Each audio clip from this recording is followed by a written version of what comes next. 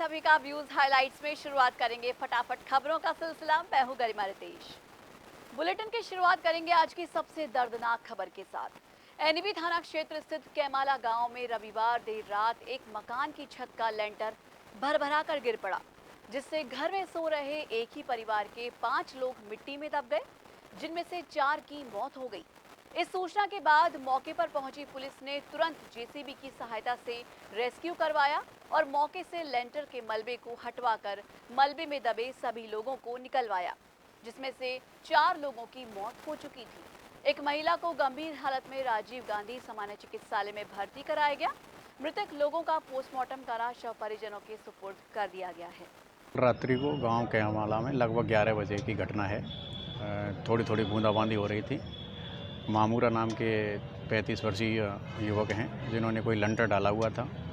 वो बारिश के कारण उसके पिलर वगैरह में पानी जाने से एक साइड की दीवार गिर गई। वो लंटर सोते हुए परिवार के ऊपर गिर गया, जिसमें मामूरा पुत्र अली मोहम्मद 35 वर्ष और उसकी 2 पुत्रियां और एक 2 माह का पुत्र, चारों की मौके पर ही मौत हो गई, जिनको जेसीबी वगैरह से और थाना अधिकारी की मदद से रात्रि को निकाला गया। अभी आप पीछे देख रहे हैं, उनका पोस्टमार्टम चल रहा है और उनकी पत्नी हारूना है, उसकी तबीयत थोड़ी गंभीर है। उसको यहाँ आईसीयू में एडमिट किया हुआ है, डॉक्टर्स उसको अटेंड कर रहे हैं। और अब जान लेते हैं गुड न्यूज। अच्छी खबर ये है कि जनरल हॉस्पिटल को आज से कोरोना मुक्त कर दिया गया है।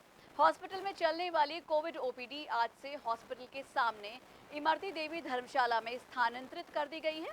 अस्पताल के पीएमओ डॉक्टर सुनील चौहान ने बताया कि पहले अस्पताल में कोविड ओपीडी फिजियोथेरेपी सेंटर में चल रही थी। हालांकि ओपीडी बिल्कुल अलग थी, लेकिन फिर भी संक्रमण के खतरे की संभावना बनी रहती थी, इसलिए इसे धर्मशाला में शिफ्ट किया गया है। इमरती देवी धर्मशाला में आज 24 तारीख से कोरोना ओपीडी शुरू किया गया है और जो पहले पूर्व में फिजियोथेरेपी सेंटर में कोविड ओपीडी चल रहा था, उसको पूर्ण रूप से बंद कर दिया गया है। और इमरती देवी धर्मशाला में इस कार्य के लिए हमने कुछ दानदाताओं का सहयोग लिया है और इससे जो है अस्पताल कोविड फ्री हो जाता है। माध्यम टीवी की खबर का फिर से हुआ असर। अलवर शहर के गौरव पथ पर लगे हुए गमलों में पौधे नहीं लगने की खबर को प्रमुखता से माध्यम टीवी ने प्रसारित किया। प्रसारित मामले को गंभीरता से देखते हुए रोटरी क्लब अलवर फोर्ट की ओर से गौरव पथ पर लगे इन गमलों में कलर कराने के बाद पौधे लगाए गए और टी गार्ड लगाकर उनको सुरक्षा प्रदान की गई। क्लब के अध्यक्ष मृणाल गागल ने बताया कि नगर विकास न्यास की ओर से गौरव पथ पर लगे हुए सारे गमलों को रोटरी क्लब ऑफ फोर्ट ने गोद ले रखा है। ऐसे में रोटरी क्लब की ओर से हरित कैंपेन के तहत पौधरोपण किया गया, लेकिन ये सब की जिम्मेदारी है कि इसकी देखरेख सभी करें, तब कहीं जाकर हमारे सुंदर और सौंदर्यपूर्ण शहर का सपना पूरा होगा। जी, अभी रोटरी क्लब अलवर फोर्ट ने यूआईटी से नंगली सर्कल से लेकर भवानी चौक तक का जो डिवाइडर है, जो रोड है, वो गोद लिया है, जहाँ पर हम लोग पौधे लगाएंगे, जहाँ पे कनेर के पेड़ लगाए जा रहे हैं। बीच में भी कई बार पेड़ लगाए थे जो कि हटा दिए गए, पर ये शहर अपना है और हमारी एक जिम्मेदारी बनती है कि अपने शहर को स्वच्छ रखना और साफ सुथरा रखना, जो कि देखते हुए भी हमको ये लगता है कि हाँ भी हमारा जो शहर है, जो कि पहले 2017-18 में 400 से भी नीचे रैंकिंग पे था और अब जाकर आज की रैंकिंग जो आई है उसकी 2020 की, वो 155 रैंकिंग आई है। और इससे यही पता लगता है कि लोग अब जागरूक हो रहे हैं कि अपने शहर को साफ सुथरा रखा जाए। तो बस मेरी आप लोगों से यही गुजारिश है कि रोटरी क्लब अलवर फोर्ट द्वारा जो ये पेड़ लगाए जा रहे हैं, ट्री गार्ड लगाए जा रहे हैं, तो ये सिर्फ एक क्लब के ही नहीं है, ये आप सबके हैं। ये शहर आप लोगों का है, आप लोगों को यहाँ पे इसका ध्यान रखना होगा। कोई भी अगर आपको ट्री गार्ड हटाता हुआ दिखे, कोई भी आपको पेड़ हटाता हुआ दिखे, तो आप उसको टोकिए, रोकिए उस चीज़ को। ये ना जाने छोटे छोटे जो आप लोगों के कदम होंगे हमारे शहर को एक महानता की ओर ले जाएंगे और एक ये आइडल शहर बन जाएगा अलवर शहर। वहीं शहर के तीज की पुलिस चौकी के पास जलदाय विभाग द्वारा खोला गया गड्ढा 3 महीने बाद भी नहीं भरा। यहाँ से हजारों लीटर पानी सुबह निकल जाता है और सड़क पर व्यर्थ ही बह जाता है। लोगों ने इस मामले को लेकर पार्षद को अनेकों बार शिकायत की, लेकिन कोई कार्रवाई नहीं हुई। गड्ढे की वजह से दुर्घटनाओं का अंदेशा भी बना रहता है। मोहल्ले के जागरूक युवाओं का कहना है कि प्रशासन इस ओर ध्यान दे कि गड्ढे का तुरंत प्रभाव से भरावन किया जाए। ये 3 महीने से फूटी पड़ी है और आने जाने वाले को परेशानी होती है। गाय तक गिर गई इसमें और वाटर वर्क से आते हैं, इसको खड्डा खोद कर चले जाते हैं, हमको भरना पड़ता है खड्डे को इसको, और बच्चों को परेशानी होती है इसमें। आज तो 5-5 फुट ऊपर पानी गया है इसके अंदर। अच्छा, शिकायत नहीं करी कि आपने इसकी? शिकायत कर दी, 5 बार आकर चले गए, इसमें खड्डा खोद के चले जाते हैं, बोलते हैं हमारे पहुँच से बाहर ये अच्छा, सोल्यूशन करना। तो गड्ढा भी नहीं भर के जाते हैं? नहीं, वो बोलता है सड़क के अंदर है, नीचे इसके सड़क के नीचे है जो पाइप लाइन है, जो हमसे मतलब पॉसिबल नहीं करना। अलवर ग्रीन सोसाइटी की ओर से वृक्षारोपण के साथ साथ इस बार एक बड़ा काम ये किया गया है कि सोसाइटी ने जैसमंद बांध में आने वाली नहर के रास्ते में जो भी अवरोध थे उनको सामूहिक रूप से मेहनत करके हटाया, जिससे बारिश का पानी सीधा बांध तक पहुंच सके। इसका सबसे बड़ा परिणाम ये मिला कि पहली बारिश के बाद ही जैसमंद बांध में पानी की आवक शुरू हो गई, जो लगातार जारी है। पहली बारिश के बाद जैसमंद में पानी आया है, जबकि इससे पहले बारिश का पानी रास्तों में ही रुक जाता था। सोसाइटी ने इस बार 3000 पौधे भी लगाए हैं। हमारी सोसाइटी अलवर ग्रीन सोसाइटी है जो 2018 से काम कर रही है। शहर में को हरा भरा करने के लिए पेड़ लगाते हैं हम। घर पे जाते हैं, सर्वे करते हैं कि आपको किस तरह का पेड़ चाहिए। मकान मालिक के पसंद का पेड़ हम उनको देते हैं। ट्रैक्टर है हमारे पास, ड्रिल करने के बाद में, गड्ढा करने के बाद उसमें पेड़ लगाते हैं। उसमें ट्री गार्ड लगाते हैं हमारी तरफ से, और केवल उनको पानी के लिए बोल के आते हैं कि आप इसमें पानी देते रहिए और उनको बड़ा करिएगा। बीच बीच में हम जाके देखते हुए रहते हैं। वैसे 99% लोग एक बार जब उनकी पसंद का पेड़ लग रहा जाता है तो वो पानी देते हैं। दूसरा, वाटर रिचार्ज के लिए काम करना चाह रहे हैं हम, जो कर रहे हैं। सिली शेड को जैसे मैंने पिछली साल खुदवाया तो मैंने वहाँ पे पानी भरा।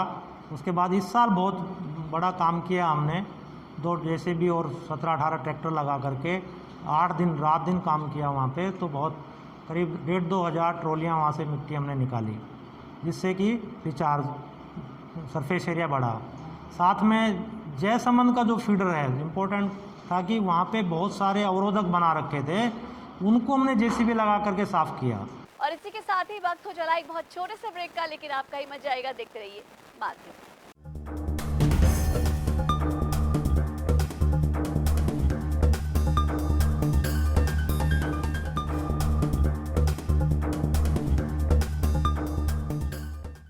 व्यूज में एक बार फिर से आप सभी का स्वागत है और अब फिर से रुक करेंगे कुछ और खबरों का। बिजलीघर चौराहा स्टेशन रोड इंडियन बैंक शाखा की ओर से सामान्य चिकित्सालय को 5 कूलर भेंट किए गए। इस मौके पर उपस्थित PMO Sunil Chauhan, doctor Mohanlal Sindhi, bank of India के मुख्य प्रबंधक अनिल प्रजापत और बैंक स्टाफ मौजूद रहा।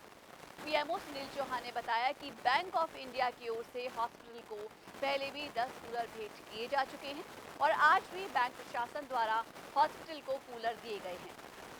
बैंक की तरफ से स्टेशन रोड जो हमारे बिल्कुल हॉस्पिटल के पास में है, इनकी ओर से हमको 5 कूलर बहुत उच्च क्वालिटी के हैं जो दिए गए हैं और हम इनका आभार व्यक्त करते हैं कि पूर्व में भी इन्होंने ऐसे कूलर दिए थे और कुछ बेंचेज भी दी थी।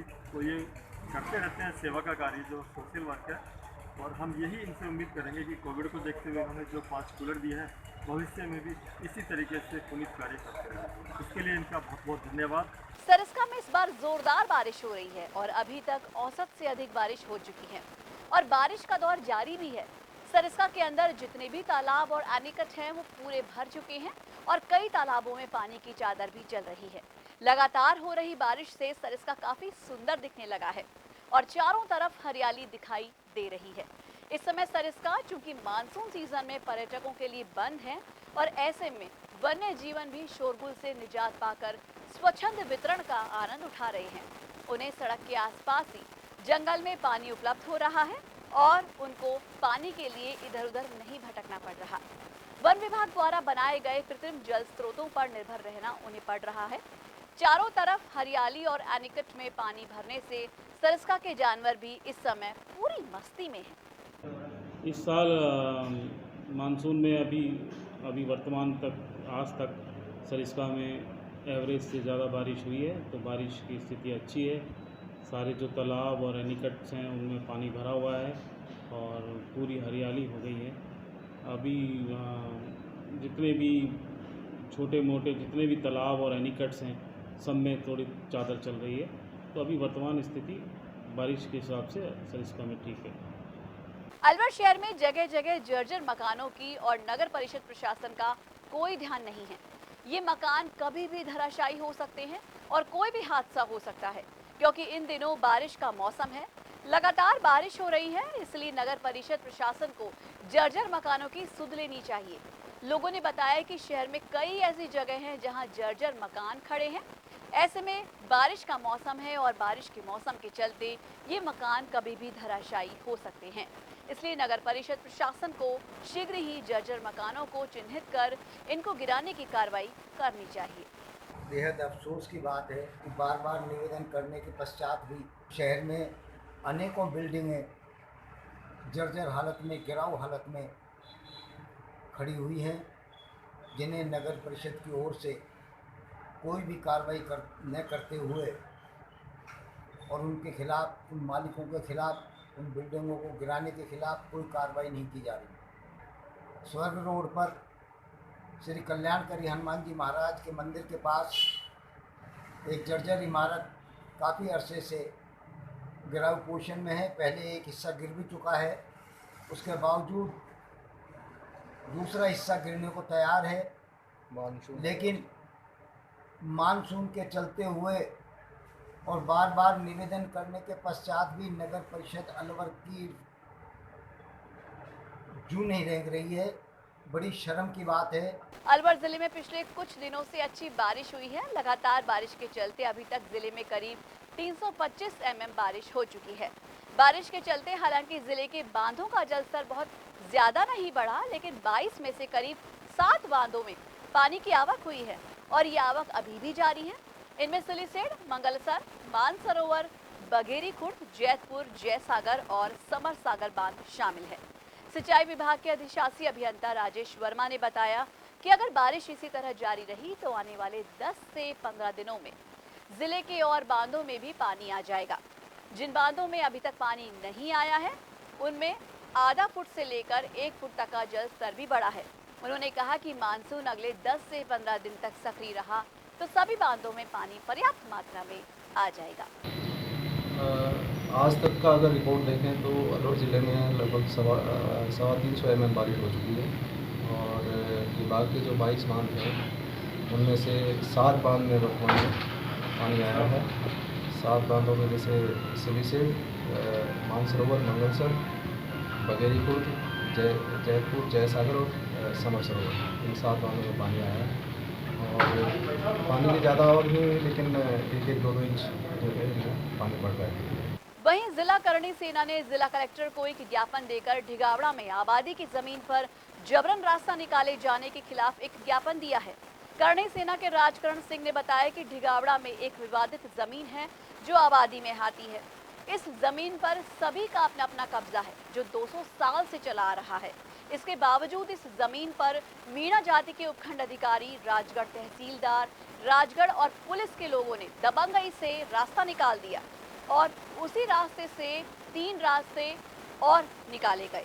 रामकरण सिंह ने कहा कि इस जमीन का फैसला जो भी हो, लेकिन फिलहाल जाति विशेष की दबंगई से ढिगावड़ा में राजपूत समाज के लोग परेशान हैं और उनकी कोई सुनने वाला नहीं है। अनलॉकिंग की प्रक्रिया शुरू हो चुकी है। ऐसे में अब प्रशासन द्वारा कुछ गाइडलाइंस की पालना के साथ साथ काफी छूट भी दी गई है, लेकिन हम सभी को तो सतर्क रहना है। इसलिए माध्यम टीवी आप सभी से गुजारिश कर रहा है कि भीड़ भाड़ वाली जगहों पर जाने से बचें। बहुत जरूरी हो तो ही बाजारों में जाएं, लेकिन मास्क लगाना ना भूलें। साथ ही बार बार अपने हाथों को सैनिटाइज करते रहें। कम से कम 2 गज की दूरी का ध्यान रखें, क्योंकि कोरोना वायरस से बचाव ही उपचार है। तो आज के लिए व्यूज में बस इतना ही। अपने इलाके की हर खबर जानने के लिए आज ही अपने स्मार्टफोन पर YouTube चैनल से सब्सक्राइब कीजिए माध्यम टीवी और देखें खबरों के साथ साथ मनोरंजन और हर तरह की जानकारी पाने के लिए रोचक कार्यक्रम। नमस्कार।